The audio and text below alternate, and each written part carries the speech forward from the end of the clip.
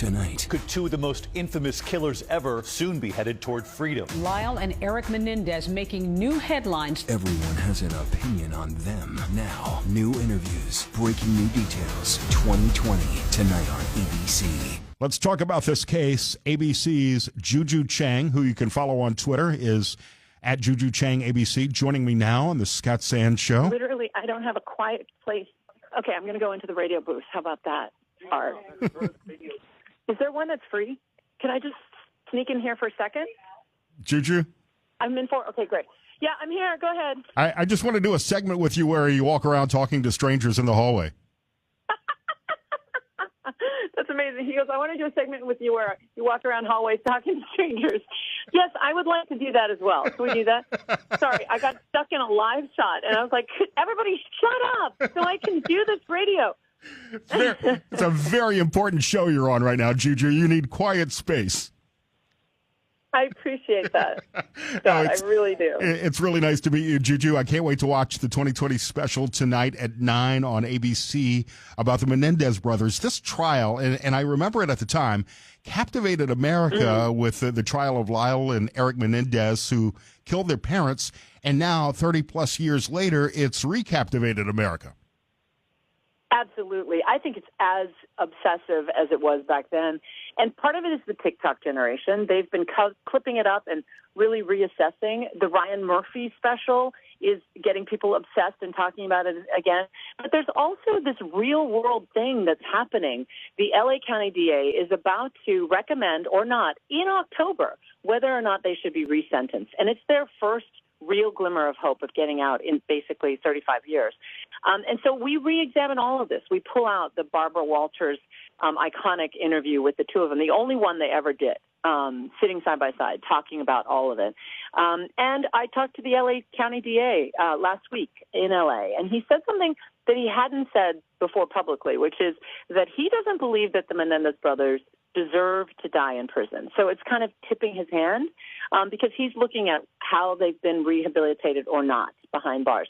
He's looking at the mitigating circumstances. He's looking at the new evidence that was recently submitted in a habeas corpus writ. So there's just so much going on, and it's legitimate. Plus, the press conference that the family members threw. Right. Juju, let's refresh everybody's memory who may not remember what happened in 1989 and through the early 90s with the Menendez case and what they did and how they were convicted. Yeah, so 35 years ago, I remember it like it was yesterday. These two handsome Beverly Hills wealthy went into their living room with 12-gauge shotguns and blew their parents away. It was gruesome. It was awful. People thought it was a mob hit at first. Then they went on what is often described as a wild spending spree. They bought Rolexes and Porsches and all sorts of things. And all the while, they were dealing with a lot of what they say was trauma and pain from years of abuse, horrific abuse from their father, Jose Menendez, who was an entertainment lawyer. And his wife, Kitty, died as well. And you know, it's really fascinating, the new evidence that looks at this Menudo band member who's come forward recently and said Jose, molested him in that same Beverly Hills home. And that really speaks to motive because, you know, and it corroborates something that they've been saying for decades, right, that this is happening. The other piece of evidence is this letter that Barbara Walters actually had in 2016, where Eric says he's terrified, he can't sleep at night. He says to his cousin Andy, it's getting worse for me, Andy. I can't sleep. I'm terrified my dad's going to come in the room. And that was written 8 months before the murders, which speaks to motive, because people who are sexual assault survivors and trauma survivors say that, you know, in that moment, and they said this to Barbara Walters, we thought it was a matter of we have to kill him before he kills us, because the secret was coming out. Juju, first of all, I don't know how you remember this case because you couldn't have been more than 2 or 3 years old at the time. Oh, that's so nice of you. I have a young voice, but I'm very old. Juju Chang here on the Scott Sands Show 2020 special tonight at 9 o'clock our time on ABC. It's interesting how, you know, generally speaking, I'd pretty much forgotten about this case. However, the Netflix special, the TikTok community has really rejuvenated interest in this. I watched the Monsters series on Netflix, and then I watched the Menendez brothers documentary on Netflix. And the Monsters series really portrays them as evil. I thought the documentary version was a little more fair. I mean, these two brothers obviously killed their parents, and that's evil and somewhat sadistic. But you know, we've learned a lot since '89 and the early '90s about battered women syndrome. It was the first time that defense had been used for a couple of men. The judge in the second trial wouldn't allow a lot of that testimony in, and perhaps, on appeal today, they would have received a fairer trial, a fairer second trial that could have at least reduced the charges that they were convicted of. Absolutely, Scott. You have a very savvy view of all of what happened. In the first trial, it was a hung jury, and it came back on gender lines, right? The women all voted to acquit. And the men all said, I don't believe it. And they later told journalists that they didn't believe that men could be raped. In fact, the prosecutor has gone viral recently that what she says in the courtroom is she says men don't have the equipment to be raped, which is a fundamental misunderstanding of sexual abuse, right?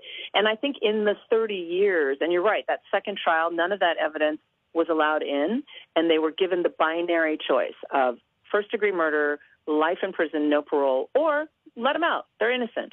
And no one's ever said that the Menendez brothers are innocent. They confessed to this gruesome crime, right? So it's really a matter of why they did it and were there mitigating circumstances. And I think that over the last 30 years, not only have we seen the Catholic priest scandal with pedophile priests and men coming forward saying that this happened to them, but also Me Too. We have not just a better understanding of male sexual abuse, but this understanding of what trauma and abuse does to survivors, right? That they know that in the moment they're trying to escape, they are in the most danger. And what the Menendez brothers told Barbara Walters way back when was that in that moment, even though it doesn't sound sane, they felt like it came down to, we have to kill him before he kills us, because they had threatened to spill the family secrets. And Jose had told them time and time again, as he was, brutalizing them, that if they ever tried to run away or if they ever tried to escape or if they ever spilled the family secrets, that he would kill them. And they, whether you believe it or not, it almost doesn't matter. In their brains, in their 18 and 21-year-old brains, they felt they say that's what they felt.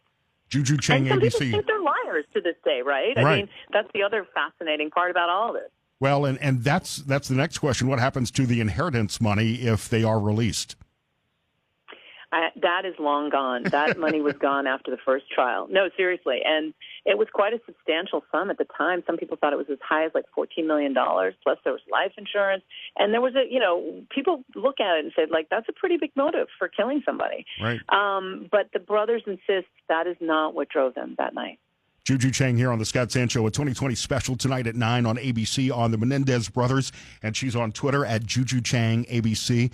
Juju, I know we got to wrap things up here, but you've covered a lot of these type of cases, very traumatic cases, disturbing cases like the Menendez brothers murders, a lot of violence in our country, mass murders. What kind of effect does that take on you? Oh, you're so sweet to ask, Scott. I mean, I've been to more mass shootings than I care to remember, frankly. I was at the Pulse nightclub shooting. I was at the Monterey Park shooting. It leaves a mark on you, but there's always something, a glimmer of the best of humanity when these kinds of things happen. I'll never forget in Vegas at that show, there was a concert, remember, Route 52 concert, there was a gunman in the tower, and all of these heroes emerged on the ground, and one of the survivors said to me, there was one bad man in the tower and hundreds of heroes here on the ground, and I try to hold on to that when I can. Juju Chang here on the Scott Sands Show. I'm following you on Twitter, and I have to disagree with one thing. Star Wars is better than Star Trek. Hey, now. There's no need to trash talk. Scott, thank you for following me down the hallway. Juju, we'll talk to you soon. I can't wait to see the special tonight.